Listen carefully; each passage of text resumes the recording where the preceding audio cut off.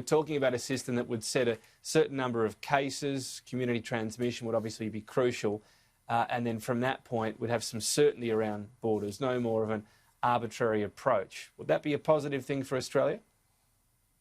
Well, Tom, let's just call this what it is. This is Scott Morrison and Josh Frydenberg using a fight about internal borders to distract from their own failings. I mean, Josh Frydenberg has gone all Trumpian. I'm surprised he didn't tweet in capital letters about Victoria, liberate Victoria yesterday. Ultimately, borders are a responsibility, internal borders are the responsibility of states. If the so-called national cabinet can actually play a constructive role and Scott Morrison would stop bickering with his premiers and actually work on a solution, well and good. But every time Scott Morrison and Josh Frydenberg and the federal government have interfered in state border matters, they've got it wrong. When they called on Anastasia Palaszczuk to open her borders to Victoria, she was right and they were wrong. When they backed Clive Palmer in his court case against Mark McGowan was right and Scott Morrison was wrong.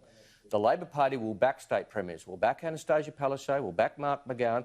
Guess what? We'll back Stephen Marshall and Peter Gutwind as well, who have border closures in place. They are protecting their state's health based on the best health advice available to them. Again, if the National Cabinet can play a constructive role, fine, but megaphone distractions by Josh Frydenberg trying to shift blame for the bad economic news coming this week before we've even seen it. I mean, it's one thing to blame people when the news is out, but to get out in front of it and blame state premiers for bad economic news is just such a transparent tactic. And Scott Morrison and Josh Frydenberg should look for less fights and more fixes, and they should be concentrating on fixing what is their constitutional responsibility, which is the aged care scandal. You mentioned the health advice, and that's why you back the premiers. What health advice can there be for WA, for example, to have the border up to South Australia? Well, that's the matter for the state chief health officers to advise their premiers on, and ultimately premiers will make their own judgments, and we will back their judgments. As I said, I'll back Stephen Marshall's judgment on border closures. I'll back Mark McGowan's. We'll provide. This is a moment for federal politicians to provide support to their state counterparts, not engage in Trumpian rants about opening up too quickly. I mean, premiers are taking a cautious approach, and I understand why. And we've seen what can happen when people move too quickly. And yes, we all want to see the borders But isn't it also opened. important? Yeah, I get your point on too quickly, and the point's been made on the federal government before Anastasia Palaszczuk. That doesn't mean it's always right to take the most cautious approach. No, but there's a track record here, Tom. There's a track record. Sure. There's a track record here, and Scott Morrison has got it wrong, and the state premiers have been right. But it doesn't mean he's always going to be wrong and they're always right in the future. South Australia has one case. But when he lectures state premiers about opening up borders, I think he opens up his track record for reflection. And as I said, I think it would be better if everybody concentrated on their knitting. You pointed out the track record. And everybody should concentrate on their knitting, and the knitting for the federal government is aged care. They should be concentrating on aged care. We have a scandal we'll get to that in a moment. Let me ask you about care. the facts today. There's one active case in South Australia. Zero community transmission. Does WA really need to have its borders up to South Australia? Well, as I said, I mean, Mark McGowan's holding very regular press conferences. He's accountable to his state, and he has taken the tough decisions, and he's accountable to his state for following the advice of the state's chief health officer and the decisions he makes.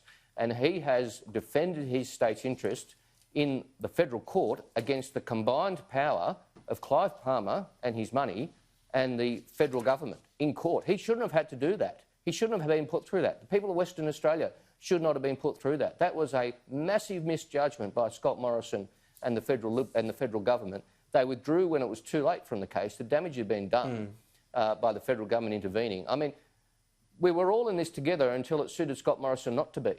And it suits him not to be when he's got political problems of his own and he likes to pick on premiers.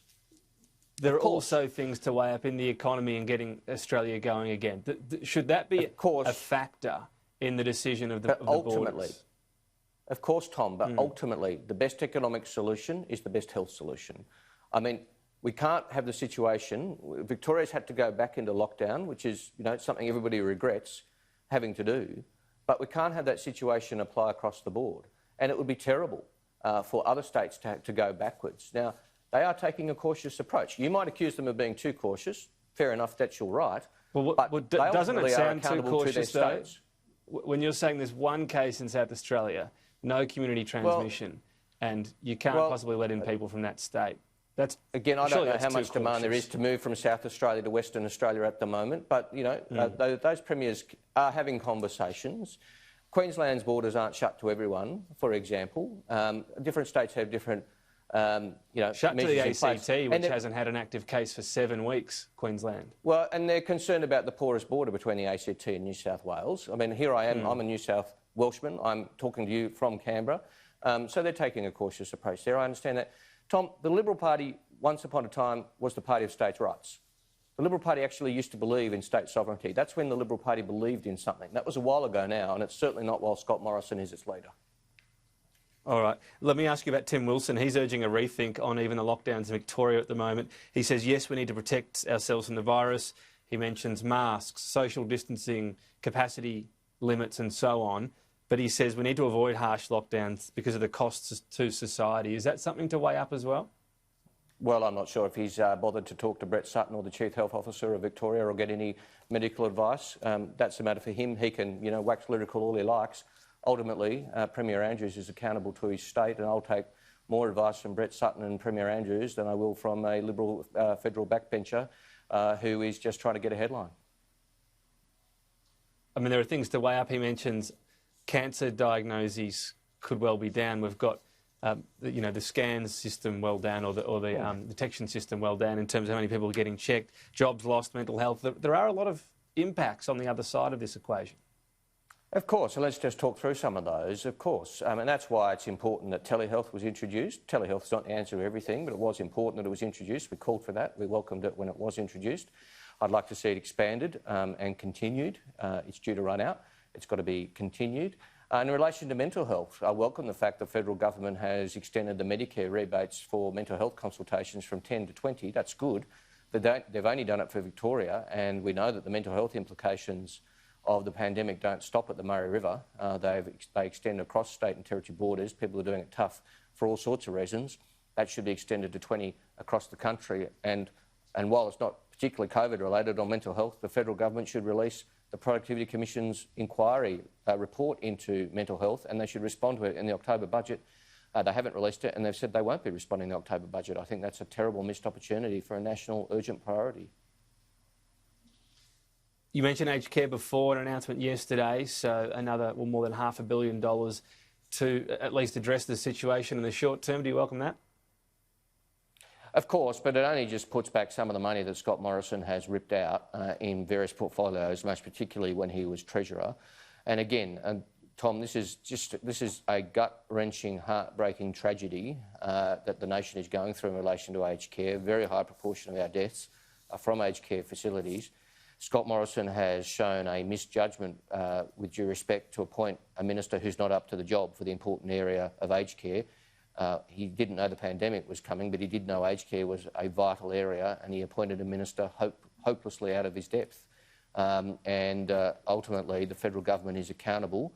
I've seen Greg Hunt trying to deny accountability for aged care. Ultimately, the federal government is accountable, and it would be better if they concentrated on the things they are accountable for, instead of trying to pick fights with premiers about other matters they're not constitutionally responsible for. If they actually concentrated on their day job, and a very big part of their day job at the moment is fixing aged care. The situation that was revealed that there were no random checks of quality during part of the COVID crisis because of the risk of COVID infection. This appears not to have been a government decision, but essentially an existing guideline. It seems a strange one, though. It's gobsmacking, Tom. It's gobsmacking. I mean, random inspections and inspections without notice are more important. Of course, the protection, you know, the health of the inspectors must be protected, but the answer cannot be to abandon inspections. And ultimately, the federal government is responsible. It's the federal government responsibility to ensure quality assurance at aged care facilities. They regulate them. Ultimately, it's a federal government responsibility, and it's a gobsmacking failure that they just stopped in the middle of the pandemic. All right.